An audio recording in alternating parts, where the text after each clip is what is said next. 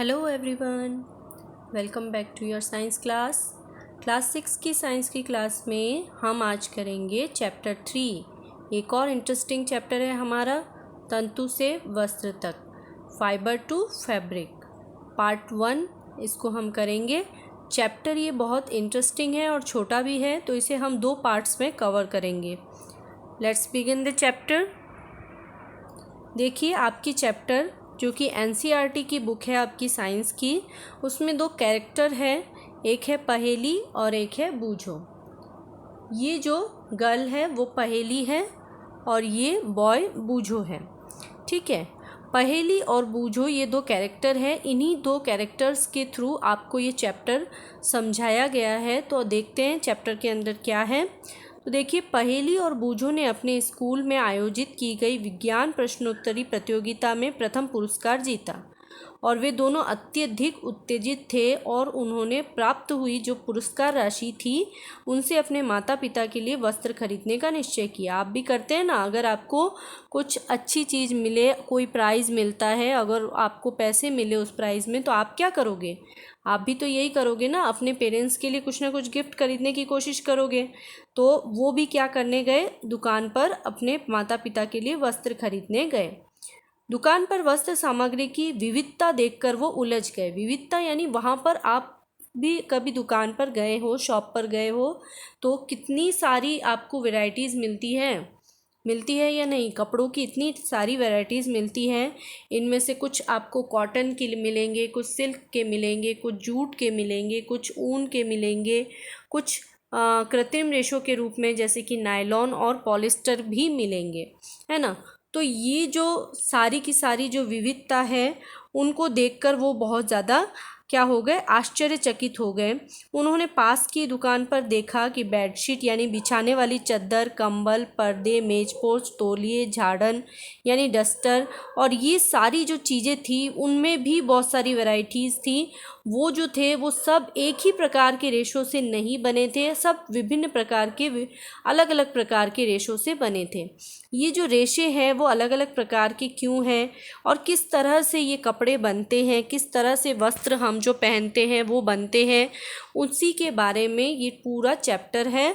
और इस चैप्टर में आपको क्या समझना है? इस चैप्टर में आपको समझना है कि तंतु से वस्त्र किस प्रकार प्राप्त होते हैं, यानी कि ये जो वस्त्र, ये कपड़े हम पहनते हैं, ये जो पोशाकें हम पहनते हैं, वो सारी की सारी किस प्रकार से बनती हैं, तंतु क्या होते हैं और ये किस किस प्रकार से हमें प्राप्त होती है। तो चलिए देखते हैं। देखिए, कोई भी प्रकार का आप कपड़ा ले, कोई भी प्रकार का वस्त्र ले, तो इस वस्त्र को अगर आप थोड़ी सी बुनाई इसकी ढीली कर दें और ढीली करके वहाँ से आप धागों को निकालने की कोशिश करें, तो आप देखेंगे कि उस धागों को निकाल कर जब आप उन धागों को अलग अलग करने की कोशिश करते हैं, तो देखिए उसको और पतले पतले बारीक लड़ियों में आप विभक्त कर सकते हो। ये जो धागा है उसको आप और ज़्यादा पतले बारीक टुकड़ों में डिवाइड कर सकते हो। ऐसा क्यों होता है? क्योंकि ये जो धागा है वो किसी न किसी प्रकार से बुनकर या किसी न किसी प्रकार से रेशों से मिलकर बना होता है। इन धागों को जब अपने अंगुलियों से आप पृथक करने की कोशिश करेंगे तो ये और बारीक टुकड़ों में आपको मिलता चला जाएगा। ये जो बारीक पतली लड़ियाँ आपको दिखाई दे रही है धागे की, ये लड़ियाँ क्या कहलाती है? रेशे या तंतु कहलाते हैं। ओके, तो धागे अनेक पतली लड़ियों से मिलकर बने होते हैं। प्रत्येक महीन बारीक लड़ी या जो होती है वह क्या कहलाती है? तंतु या रेशा कहलाती है, जिसे हम फाइबर कहते हैं। ओके, ये क्या है? फाइबर है। तो वस्त्र जो है वो किससे बने होते हैं? धागों से बने होते हैं। वस्त्र जो है वो किससे बने होते हैं? धागों से बने होते हैं। ओके, वस्त्रों की बुनाई किस प्रकार की होती है? आपने देखा होगा ना, इस तरह से किस क्रॉस बुनाई की जाती है। ये धागे जो है एक पर्टिकुलर पैटर्न में अगर क्या कर दिए जाए, इस तरह से क्रॉस बुन दिए जाए तो वो क्या बन जाते हैं, वस्त्र का एक पैटर्न बन जाता है। और बहुत बारीक बारीक इन धागों की लड़ियों को आपस में मिलाकर वस्त्रों की बुनाई की जाती है। तो वस्त्र जो है वो धागों की सहायता से मिलकर बनते हैं और धागे जो है वह भी बारीक बारीक लड़ियों से मिलकर बनते हैं, जिन्हें हम तंतु या रेशा कहते हैं। अब ये तंतु हमें प्राप्त कैसे होते हैं? तो देखिए, तंतु जो है वो मेनली दो तरह से हमें प्राप्त हो सकते हैं। एक होता है प्राकृतिक तंतु और दूसरा होता है संश्लेषित तंतु। देखिए, प्राकृतिक तंतु नाम से ही पता चल रहा है जो हमें प्रकृति से प्राप्त हो, यानी कि जो हमें पादप और जंतुओं से प्राप्त हो। इस प्रकार के रेशे जो हमें कि पादप और जंतुओं से प्राप्त होते हैं उन्हें हम क्या कहते हैं, प्राकृतिक रेशे या प्राकृतिक तंतु कहते हैं। अब पादपों से प्राप्त होने वाले तंतु कौन से हैं? जो पादपों से प्राप्त होते हैं, जैसे आपको पता होगा, रुई जो होती है वो पादपों से प्राप्त होती है। रुई को हम सामान्यतः कपास के तंतु कहते हैं। कपास के पादपों से ये प्राप्त होती है। इसके बारे में डिटेल स्टडी हम हमारी आने वाली पार्ट्स में अभी करेंगे। उसके बाद देखिए, लिनेन जो है वह भी एक पादप से प्राप्त होने वाला तंतु है। इसी प्रकार से पटसन यानी कि जूट जो है वह भी पादप से प्राप्त होने वाला तंतु है। जंतुओं से प्राप्त होने वाले तंतुओं में देखिए, हमें ऊन प्राप्त होता है भेड़ों से, और रेशम जो प्राप्त होता है रेशम के कीड़ों से प्राप्त होता है। तो जांतव तंतु यानी जंतुओं से प्राप्त होने वाले तंतु, और पादप तंतु जो पादपों से प्राप्त होते हैं। क्लियर? नाम आपको याद रखने हैं, पादपों से प्राप्त होने वाले तंतुओं के भी और जंतुओं से प्राप्त होने वाले तंतुओं के भी। संश्लेषित तंतु किन्हें कहा जाता है? संश्लेषित तंतु वे तंतु होते हैं जो कि रसायनों द्वारा फैक्ट्रियों में मानव द्वारा निर्मित किए जाते हैं, मनुष्य द्वारा बनाए जाते हैं। ये कृत्रिम रूप से बनाए जाते हैं, रसायनों द्वारा बनाए जाते हैं, इसीलिए इसे मानव निर्मित रेशा या संश्लेषित रेशा कहा जाता है। फॉर एग्जाम्पल, नायलॉन के कपड़े आप पहनते हैं, पर्दे यूज़ करते हैं, नायलॉन के शॉक्स आप यूज़ करते हैं, जो मोजे होते हैं जुराब वो आप नायलॉन के यूज़ करते हैं। इसके अलावा पॉलिस्टर के कपड़े आप पहनते हैं। इसके अलावा रेयॉन और एक्रिलिक जो है ये सभी क्या है, संश्लेषित तंतुओं के प्रकार हैं। ओके, तो पूरे चैप्टर में तंतुओं के प्रकार के बारे में मैंने आपको डिस्कस कर लिया है, बता दिया है। इसके अलावा इस चैप्टर में मेनली जो हमें पढ़ना है वो है पादप तंतु। इसके बारे में हम डिस्क्रिप्शन में पूरा पढ़ेंगे। पादप तंतु क्या होते हैं, कौन कौन से पादप तंतुओं के बारे में आपको जानना है। तो देखिए, बूझो ने यहाँ एक दिखाई गई ऐसी सामग्री दिखाई है जो कि म्यूज़ियम में रखी हुई थी, और उसने उसके बारे में क्वेश्चन किया है कि देखिए, ये जो वस्त्र है वो योद्धा पहनते थे पौराणिक काल में। जो वॉरियर होते थे वो जब लड़ाई करने जाते थे तो अपने कपड़ों के ऊपर इस तरह के वस्त्र एक्स्ट्रा पहनते थे। तो वो ये जानना चाहता है कि क्या ये भी किसी प्रकार के तंतुओं से बने हैं? जी करेक्ट, ये भी एक प्रकार के तंतुओं से बने हैं, और वो तंतु जो होते हैं वो धात्विक तंतु कहलाते हैं। धात्विक यानी कि धातुओं से बने हुए तंतु। ओके, धात्विक तंतुओं से ये मिलकर बने होते हैं। धात्विक तंतु यानी कि लोहे के पतले पतले वायर निकाल के, या तांबे के वायर निकाल के, या हम कह सकते हैं कि जो पीतल होते हैं उनके वायर निकाल के इस प्रकार के वस्त्र बनाए जाते थे। बहुत पतले रेशे से इनके वस्त्र बनाए जाते थे। ये वस्त्र बहुत मजबूत होते थे, जिनसे क्या होता था, चोट लगने का डर नहीं रहता था। ठीक है, तो युद्ध में चोट लगने के डर से ये क्या करते थे, बचाते थे। तो इस प्रकार के वस्त्र तैयार किए जाते थे, किससे? धात्विक रेशों से। अब देखिए, सबसे पहले हम पादपों से प्राप्त होने वाला जो पहला तंतु है उसके बारे में अध्ययन करते हैं। कपास रुई जिससे हमें प्राप्त होती है। कपास का पौधा आपने देखा होगा, उनसे हमें रुई प्राप्त होती है। रुई तो आप जानते हैं ना, तेल की बाती जो आप बनाते हैं, दिया लगाते हैं, उसमें जिस रुई का हम उपयोग करते हैं वह रुई एक पादप से प्राप्त होने वाला तंतु है। एक मुलायम रेशा है जो कि कपास के पादप से प्राप्त किया जाता है, कपास के पादप के बीजों से प्राप्त किया जाता है। ठीक है, इस प्रकार से आप देख पा रहे हैं, कपास के पादपों से प्राप्त किया जाता है। कपास के पादपों पर ये रुई प्राप्त होती है। कपास के पादप सामान्यतः कहाँ उगते हैं? ये उगते हैं काली मिट्टी में। ठीक है। कपास के पादपों के लिए काली मिट्टी सर्विस सबसे अधिक उपयुक्त होती है और साथ ही साथ गर्म जलवायु, यानी कि बहुत तेज़ धूप होनी चाहिए। ठीक है, तो गर्म जलवायु और काली मिट्टी में कपास के पादप सामान्यतः उगते हैं और भारत में सामान्यतः ये महाराष्ट्र, मध्य प्रदेश, पंजाब, हरियाणा, गुजरात, आंध्र प्रदेश और तमिलनाडु में उगाए जाते हैं।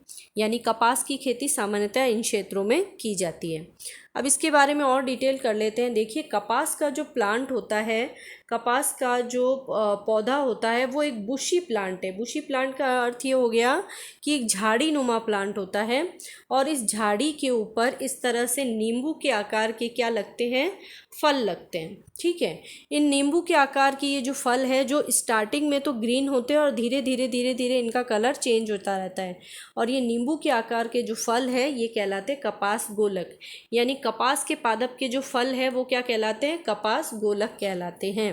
ओके, ये नींबू के आकार के होते हैं और पूर्ण परिपक्व होने पर इन फलों का कलर जो है वो ब्राउन कलर में चेंज हो जाता है और धीरे धीरे ये फूट जाते हैं, यानी कि ये ब्रस्ट होते हैं। ब्रस्ट होकर इस तरह से इनमें कपास का रेशा जो है वो खुलकर बाहर आ जाता है, यानी कि ये जो कपास के रेशे हैं वो बीज के साथ बाहर आ जाते हैं। ठीक है, ये जो कपास आप रुई जो देखते हैं ये एक्चुअल में क्या है, कपास के फल के अंदर उपस्थित बीज जो है वो इन रोएदार बीज होते हैं और इन्हीं रोएदार बीजों को हम क्या कहते हैं, बिनोले कहा जाता है और बिनोलों से ही रुई हमें प्राप्त होती है। ठीक है, तो फलों के बीज परिपक्व होने पर टूटकर खुल जाते हैं और खुले हुए बीजों को ही कपास के बिनोले कहा जाता है। ये श्वेत रंग के होते हैं और श्वेत रंग के होने के कारण जब कपास के खेतों में पूरी तरह से बीज परिपक्व हो चुके होते हैं तो पूरा इस प्रकार से खेत जो है इतना ज़्यादा वाइट हो जाता है कि ऐसा लगता है कि बर्फ़ के क्षेत्र में हम कहीं आ गए हो। ठीक है, चलिए, तो कपास के गोलक से प्राप्त कैसे करते हैं, तो देखिए, कपास के गोलक से रुई प्राप्त करने के लिए क्या किया जाता है, पहले उसे बिनोलों को हस्त चयन विधि द्वारा पृथक किया जाता है। हस्त चयन विधि यानी हाथ से चुनकर उन बीजों को इकट्ठा किया जाता है और उसके पश्चात क्या करते हैं, अब इनमें से हमें रुई चाहिए पर इनके अंदर तो बीज भी होते हैं, तो उन बीजों को पृथक करना होता है। तो इसके पश्चात कपास के बीजों को कंकतन एक बड़ी सी कंघी के समान संरचना होती है, इसकी सहायता से कपास के बीजों को कपास की रुई से पृथक किया जाता है। ये जो बीज हैं इनको क्या किया जाता है, कपास के रुई से अलग किया जाता है। इस प्रक्रिया को कपास ओटना कहते हैं। कपास ओटने का अर्थ ये हो गया कि बिनौलों से बीजों को पृथक करके रुई को अलग करना, और ये प्रक्रिया किससे की जाती है, कंकतन की सहायता से की जाती है।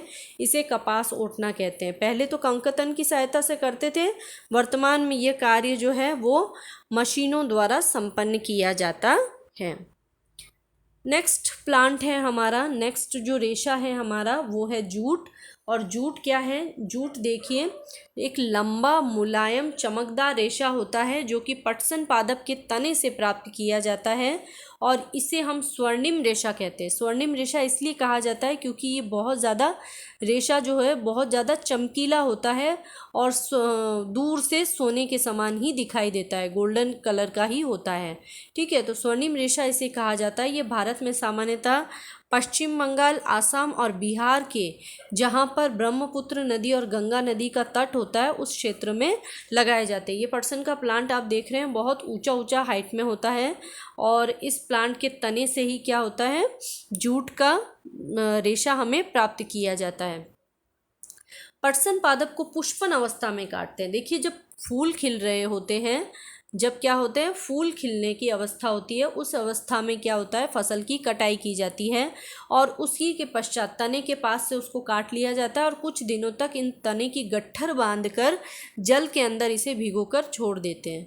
जब इनके तने गल जाते हैं तब इनके अंदर से पटसन तंतुओं को हाथ द्वारा पृथक कर लिया जाता है, यानी हाथों से ही उस तने को और उस गले हुए हिस्से को निकाल कर फेंक दिया जाता है और रेशे को काम में ले लिया जाता है। ठीक है, तो ये जो चमकदार रेशा है, इसीलिए देखिए आपको मैं दिखाया था, मैंने आपको कहा था कि ये गोल्डन फाइबर कहलाता है क्योंकि इसकी बहुत ज़्यादा चमकदार होता है। जब इसकी फिनिशिंग कर ली जाती है, जब इसकी सफाई कर ली जाती है तो ये रेशा जो है वो बहुत ज़्यादा चमकदार दिखाई देता है, इसीलिए इसे गोल्डन या स्वर्णिम रेशा भी कहा जाता है।